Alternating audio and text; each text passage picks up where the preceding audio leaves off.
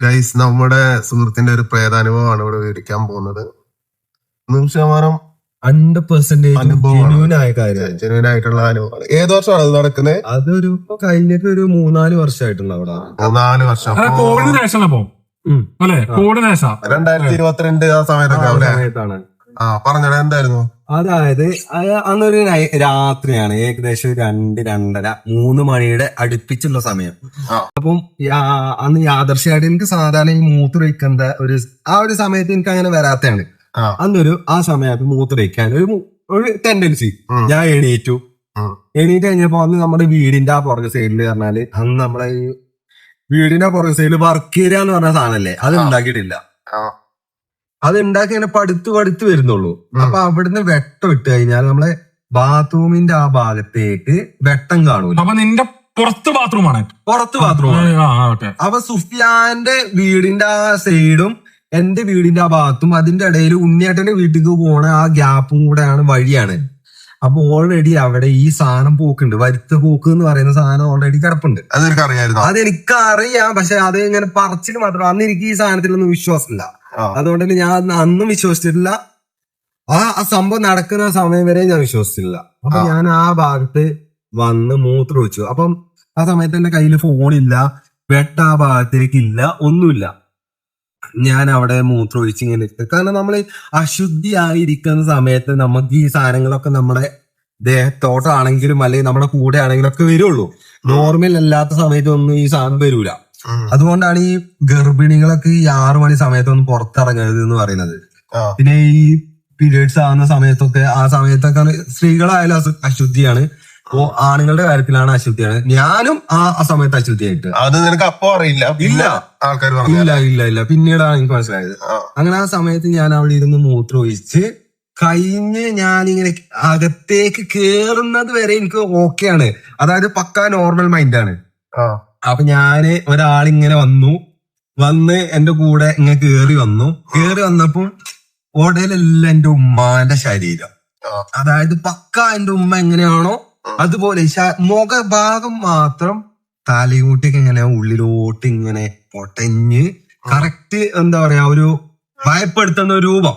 ഒരു കാര്യം ഞാൻ ചോദിക്കട്ടെ, അന്ന് നീ വീട്ടിൽ ഒറ്റയ്ക്കാണ്? ഉമ്മ അവിടെ ഇല്ല, വീട്ടിലില്ല.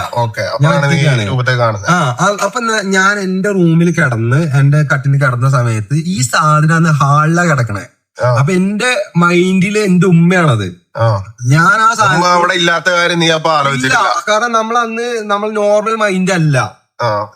ആ സാധനം വന്ന സമയം മുതൽ നമ്മളെ മൈൻഡ് കട്ടായിട്ടുണ്ട്. ആ സാധനം വന്ന സമയത്ത് ഞാൻ പറഞ്ഞു, നിങ്ങൾ എന്തിനാ അവിടെ കിടക്കണത്, ഇങ്ങോട്ട് വാ, എന്റെ കൂടെ ബെഡിൽ കിടക്കെന്ന് പറഞ്ഞു.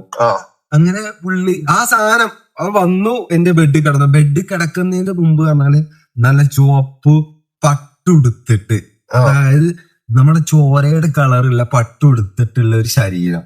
മുഖഭാവം എന്ന് പറഞ്ഞാൽ കറക്റ്റ് നമ്മളെ മുഖം ഒട്ടി തലയോട്ടിയുടെ അതേ ഷേപ്പ്, ശരീരം എന്റെ ഉമ്മാന്റെ ഭാഗം. എന്നിട്ട് ആ സാധനത്തെ ഞാൻ കിടന്നപ്പോ ഞാൻ ചോദിച്ചിട്ടുണ്ട്, ഫുൾ നനഞ്ഞാണ് ഈ സാധനം കിടക്കുന്നത്. ഫുൾ നനഞ്ഞിട്ട് നിന്ന സമയത്ത് ഞാൻ ചോദിച്ചു, എവിടുന്നാണ്? എന്റെ മൈൻഡിന്റെ ഉമ്മല്ലേ? അപ്പൊ ഞാൻ ചോദിച്ചു, എവിടുന്ന് ഈ നനഞ്ഞ് കിടക്കണേന്ന്. എന്നോട് അത് സാധനം ചോദിക്കുക റോങ് ആയിട്ട്, നിനക്കറിയില്ലേ ഞാൻ പുഴയിൽ നിന്നാ വന്നേന്ന്.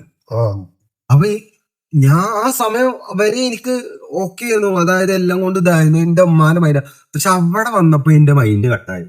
പിന്നെ എന്താണ് എനിക്ക് സംഭവിച്ചതെന്ന് എനിക്കൊരു ഓർമ്മയില്ല. പിന്നെ ഞാൻ അതുവരെ എന്റെ മൈൻഡിൽ ഞാൻ ബെഡ് കിടക്കുന്ന ഞാന്, പിന്നെ ഞാൻ നിക്കുന്നത് എന്റെ ഡോർ, അതായത് ഫ്രണ്ടത്തെ ഡോറില്ലേ, ഡോറിന്റെ അവിടെ നിക്കുക.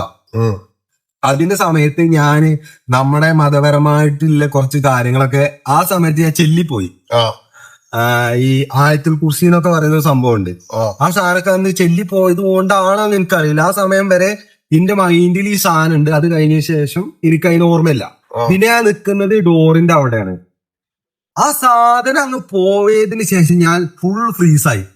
എന്റെ ശരീരം മൊത്തം തണുത്ത്, നമ്മൾ ഫ്രീസറിന് ഇങ്ങനെ ഒരു ചിക്കനൊക്കെ ഫ്രീസറിൽ വെച്ച് എടുക്കൂലേ, അതേ ഫീലാണ്. മൊത്തം ഫ്രീസായി. പിന്നെ എനിക്ക് ഉറങ്ങാൻ പറ്റില്ല. അപ്പൊ സമയം ഏകദേശം ഒരു 5:30 സമയമായിട്ടുണ്ട്. ഞാനന്ന് ആ നേരം വെളുപ്പിച്ചു, കൊറേ ഉറങ്ങാൻ പിടിച്ചു നിന്ന് നേരം വെളുപ്പിച്ചിട്ട് രാവിലെ മുബാറക്കിന്റെ വാപ്പാന്ന് മരിച്ചിട്ടില്ല. പുള്ളിക്കാരന്റെ വീട്ടിലോട്ട് പോയി. പുള്ളിക്കാരന് പറഞ്ഞാൽ ഇങ്ങനത്തെ കുറെ പരിപാടികളൊക്കെ അറിയാം. മൂപ്പര് വീട്ടിൽ പോയിട്ട് കാര്യങ്ങളൊക്കെ പറഞ്ഞപ്പോ മൂപ്പര് പറഞ്ഞു ഇവര് കാര്യം മരുവിന്റെ സമയമാകുമ്പോ വാന്ന് പറഞ്ഞിട്ട് ഞാൻ സമയത്ത് പോയപ്പോ മൂപ്പര് പറഞ്ഞു അത് തേരിന്റെ സംഭവമാണ്, തേര് പോയതാണ്.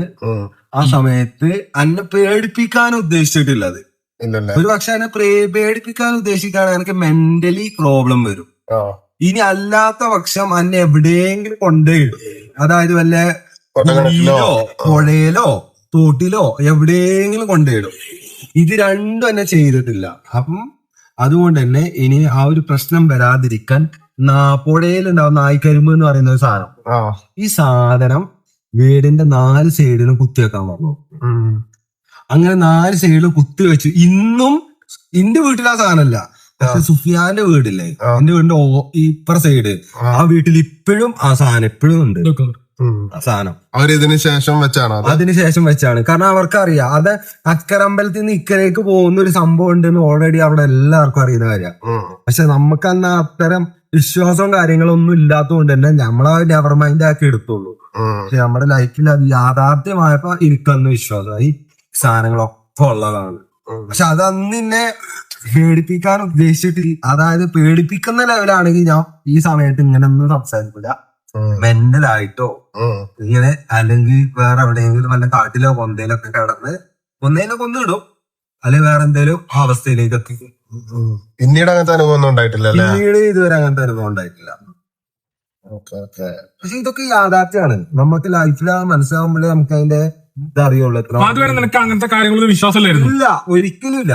ഇതോടുകൂടി നിനക്ക് മനസ്സിലായി അങ്ങനത്തെ സംഭവം ഉണ്ട്. ആരൊക്കെ എന്നോട് പറയാം എന്നോട് ഈ ലോകത്ത് ഈ നെഗറ്റീവ് എന്ന് പറയുന്ന സാധനം ഇല്ല എന്ന് പറഞ്ഞാലും ഞാൻ വിശ്വസിക്കും. നെഗറ്റീവ് എന്ന് പറയുന്ന സാധനം ഉണ്ട് എന്ന് ഞാൻ വിശ്വസിക്കും. കാരണം എന്റെ ലൈഫിൽ അത്ര എക്സ്പീരിയൻസ് ആണ് എനിക്കത്. പക്ഷെ എല്ലാരെ കൊണ്ടും പിടിച്ചു നിൽക്കാൻ പറ്റുന്ന ഒരു സംഭവം അല്ലായിരുന്നു അത്. കണ്ട് ചിലരൊക്കെ കിളി പോവും, ബോധം പോണ ആളുകളുണ്ട്. അല്ല അതാണ് അല്ലടാ, ഇതിനൊരു 5:30 ആയപ്പോ സാധാ മൈൻഡിലേക്ക് വന്നു. പക്ഷേ എനിക്കൊന്നും ഉറങ്ങാൻ പറ്റില്ല. എനിക്ക് ആ റൂമിൽ കയറാൻ പറ്റില്ല, നേരെ വെളുപ്പിക്കാൻ പറ്റുന്നില്ല. എന്റെ ശരീരം ആകെ ഫ്രീസായി. വൈകിട്ട് രോമൊക്കെ ഇങ്ങനെ എണീറ്റിക്കുന്ന ഒരു അവസ്ഥ, പുറത്തിറങ്ങാനും പറ്റാത്ത അവസ്ഥ, വീടിന്റെ അകത്തിരിക്കാനും പറ്റാത്ത അവസ്ഥ. അന്ന് ഞാൻ എങ്ങനെയൊക്കെയോ നേരം വെളുപ്പിച്ചിട്ടാണ് അന്ന് ഈ സംഭവം ഞാൻ മറ്റൊരാളോട് പറയുന്നത്. കാരണം എനിക്ക് പറയാൻ ഒരാളില്ലേന്നത് വീട്ടില്. അതുകൊണ്ട്